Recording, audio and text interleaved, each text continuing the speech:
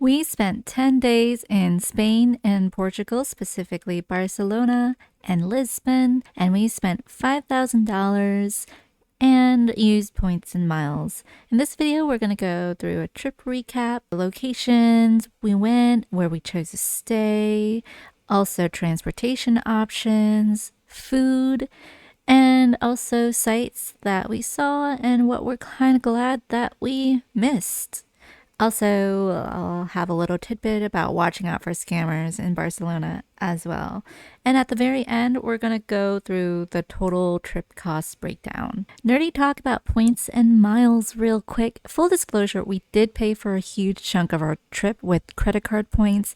We ended up opening 2 United Explorer cards, a United Gateway card, an IHG Premier card in January, specifically to accrue points for this trip we took in July. And we put our wedding expenses on the card because this was actually our honeymoon trip. Luckily, we were able to pay off all of our cards, which is our #1 rule on credit cards. Don't carry over any balance, which is why I caution recommending this method to everyone, as you can get into a lot of trouble. And I myself am trying to cut back on opening credit cards just for the rewards after this trip. Over the years, I racked up various points that were just sitting there, but I'm happy to say I was able to use up all my other points left over from Hilton, Marriott, and even British Airways on hotels for this trip. Now, on to the trip. We decided to do things a little differently during this trip, meaning we really didn't book or plan anything during our stay except for one cooking class and the first 3 nights of our stay at a hotel. We could have saved probably a few $100s extra and maybe not hopped around hotels as much if we booked earlier, but in the end, we're glad we did it this way, and it gave us freedom to explore and change plans as needed. And so I'm going to break down this video into first the Barcelona portion and then the Lisbon portion, and we're going to go through the full cost breakdown at the end. So everyone we met across both Barcelona and Lisbon were so nice. For location Barcelona, we ended up choosing to stay in Las Ramblas. We were contemplating whether to stay in the very touristy area, which is Las Ramblas, or outside. And we chose Las Ramblas because it was a central point to pretty much everything. It was easy to get to from the airport and easy to get to different sites. We definitely recommend not having your entire stay just in that strip. Definitely go out around that area. There's a lot to see, but that was a great central point for us. And we stayed at Hotel Bagues, and I really recommend all the hotels we stayed at here. But for our Barcelona trip, we stayed there 4 nights and stayed at this one hotel. It was central to everything, part of the SLH group of hotels, which is small luxury hotels. And what's cool about this is that you can book it through Hilton now, that they've recently partnered with Hilton, and you could use your Hilton points. So for the first 3 nights, we actually paid out of pocket. This was definitely our biggest expense. We wanted to kind of go a little bit bougie on our first 3 nights in the Jewel Suite, which had a huge terrace with a table and also a soaking tub outside as well. And the staff was really friendly. A quick note about watching out for scams in Barcelona. Our hotel did tell us and warn us to keep our bags in front of us, make sure it has a zipper. EPS, my husband, kept shorts that had zippers in the pockets as well. But we actually did end up getting scammed a little bit, and it was completely our fault. But luckily, it didn't really ruin the rest of the trip, but it was definitely a sour moment. So watching out for scams, definitely. The people, yes, are very friendly, but sometimes some are too friendly and just want your money. And I definitely fell for it when we were walking down Las Ramblas, and these guys were like, "Those are really nice shoes," and I may have had a little bit to drink and I was up for a conversation. So I was like, "Oh, thanks." And we had a conversation, and then they started putting like bracelets on us. And then they showed us pictures of their kids. I don't know if it was even their real kids. And we somehow ended up giving them $50. It was definitely our fault. It was not ideal. We ended up throwing away those bracelets afterwards because I feel like it kind of marked us because more hustlers came up and tried to hassle us, and it took a while to say no to them. So again, completely avoidable if you just keep walking on Las Ramblas. Don't really talk to any of the people hassling on the inside other than if you're just going there to sit down at a restaurant or just to go to the side shops or something. But yeah, definitely watch out for that. I would say it was a small lesson to learn. It could have gone a lot worse. I've heard many horror stories. I think I saw a Reddit thread of some guy getting robbed twice in one night on Las Ramblas.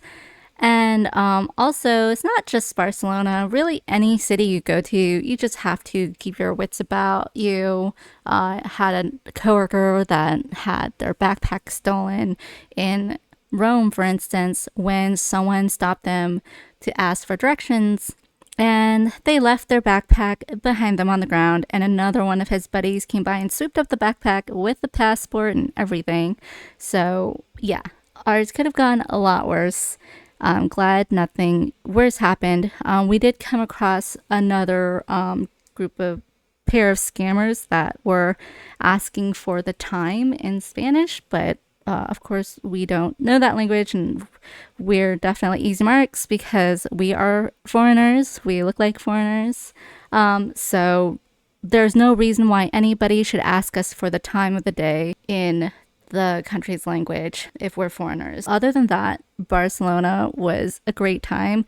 There was so much to do that we actually ended up extending our stay an extra day. For location, also a tip, if you want to find out exactly where to stay, what I ended up doing is, even though we don't like going on those multi-hour long tours ourselves, I did take some ideas from their itinerary on different websites so you can curate your own excursions. And because with those multi-hour long excursions, I always find I want to leave the set tours before the end. So this also gives us flexibility as well. Seeing where the excursions like pick people up or drop them off, or where the sites are, can help with the location of your choosing as well. For transportation for Barcelona, we ended up using the Airbus, which was a straight shoot to Placa Cataluna. That was like a 5-minute walk from our hotel, so it's really convenient. We didn't have to do any transfers or anything. And to get around town, we used the hop off, hop on bus. Those were really cool and safe for sightseeing. And also the metro was pretty easy to use as well. And for the food, there was so much food.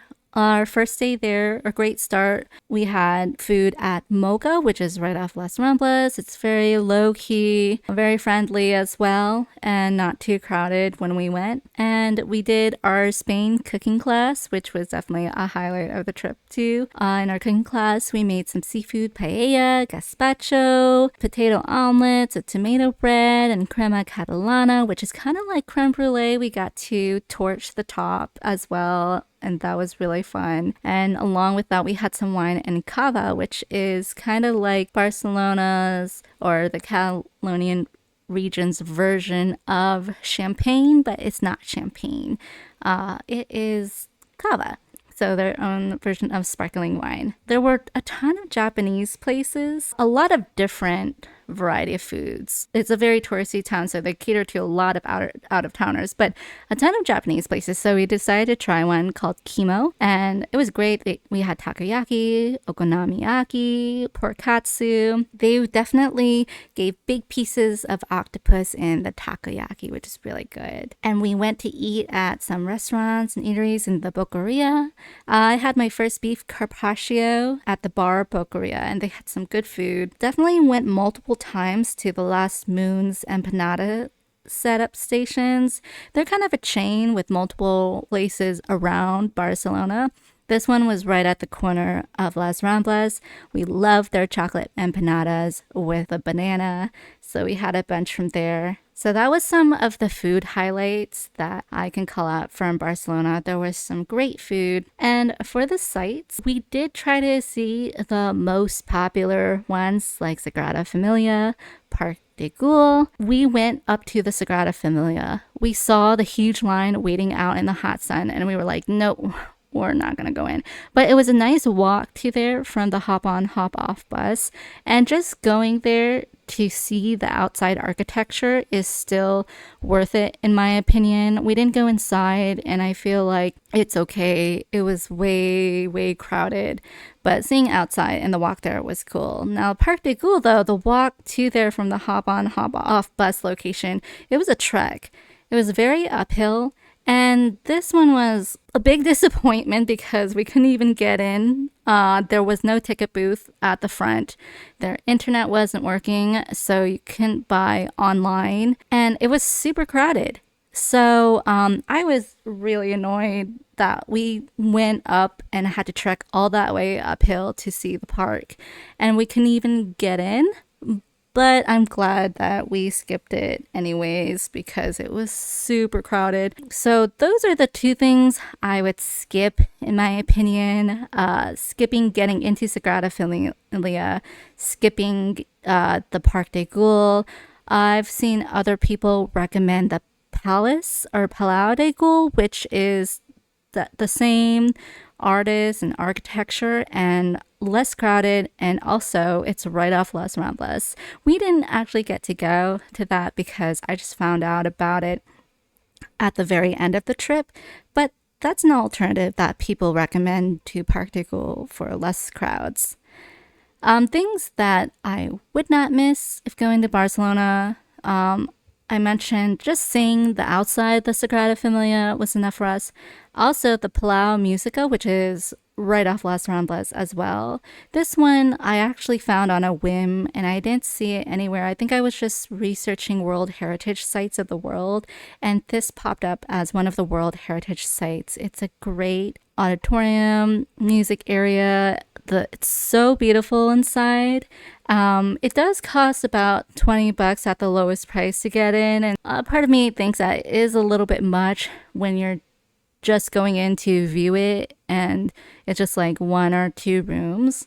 But it was beautiful. I'm glad we did it. And also there was a professional orchestra practicing and rehearsing on stage at that time.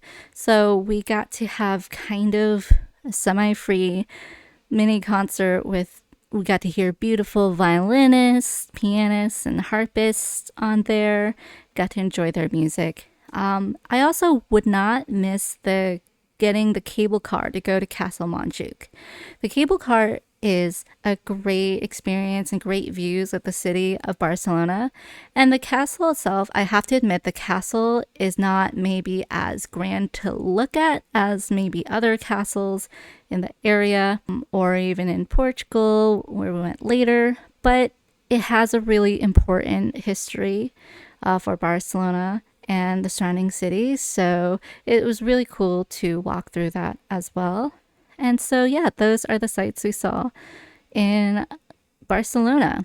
So we ended up booking a flight to Lisbon, Portugal, pretty last minute, like 2 days beforehand. And now I realize we paid about double what we would have if we were able to book it maybe a few months prior. So instead of paying like what we could have $100 or $150, we ended up paying like $300 per person. But at the same time, it was okay for us because we definitely changed our plans on a whim. So we ended up doing the top Portugal Air, and we had absolutely no problems on that 2-hour flight there. So now we'll get into Lisbon. Where did we end up staying? So this was the place where we ended up hopping around a lot of hotels. It just was super expensive during the weekend for some reason, and it might have been because there was the NOS Alive European Music Festival with like Olivia Rodrigo and Phineas coming into town. But our taxi driver also said it was just normal for that in the city center to be that high. So this is where I used all points to book these hotels, luckily. So we stayed at Convent Square, which is a great location in the middle of everything and has a great history as well, with a church right beside it. The actual hotel, which is part of the IHG Vignette collection, it just got really cool history. So if you guys go there and stay there, definitely don't miss out on the tea ceremony, because you'll learn all about the surrounding area. And definitely the church beside there is worth it to go to as well. And so we ended up staying there, and then we found a spot a little bit south in the Ivans Marriott Autograph Collection, which was like a safari themed hotel, which was pretty fun. And then we ended up taking a train all the way to the west coast on Cascais in the Estoril area. And so we got to check out the beaches there, and we stayed at another IHG location. And so at the end of our trip, we actually went back to the Convent Square IHG Vignette. And yeah, that's how we chose our places and where we stayed. So I recommend all the hotels. The service is great as well. And so for the transportation, I definitely recommend Ubering or the train or metro. If you're taking it from the airport to city center, you do have to transfer trains. We ended up going with just a regular taxi, but that was super expensive. We paid about €50 for that. And so the Uber was actually half the price when we took it back. And we took the train to Cascais. At first, it was like a little tricky. We got a little bit lost, but the locals were so nice. A lot of locals helped us out and pointed us in the right direction. And also, when you get off the train going to Cascais, just remember you have to push the button. I learned the doors don't open for you, so you have to push the button to open it, and then it will open, because we missed a stop that way. But it was really easy to get back, and in the end we figured it out. Just remember, if you're going to Cascais, it might be a different area from the rest of the metro subway. And we also ended up taking a tuk-tuk. That was really fun. We did the hop on hop off river cruise to Belém. The river cruise itself was really nice. They provided drinks in there and a lot of places to sit in the shade or in the sun. But for some reason, the time that we booked, it didn't pick us back up from Belém, so that's when we had to take the tuk-tuk. But that's all right. So that's our transportation we did in Lisbon. And make sure you bring very comfortable and grippy shoes as well, because not only are there a lot of stairs and hills that you might have to climb, but they can get very slippery with the stones, walking downhill especially. So be very careful. Bring comfy shoes that are very grippy. All right, so for the food in Lisbon, I have to call out these oysters from Bastardo, Lisbon, where it was near Convent Square, where we also had steak, which was pretty good as well. But these oysters were probably the best oysters I've ever had in my life. They were humongous. They were so fresh. They were so good. We also had duck and honey cheese from Cafe Nociato. That was really good as well. And we got to enjoy a bonus little performance that was going on a stage they set up right beside there as well. And also the lamb shank from Capitulo, which is at the restaurant of our hotel in the Vignette collection that we stayed in as well. And for the sights that we saw, so definitely recommend the Cascais beaches, taking the train there to get away from the city a little bit. The riverboat tour, even though it didn't pick us back up, it was still really cool to be on as well.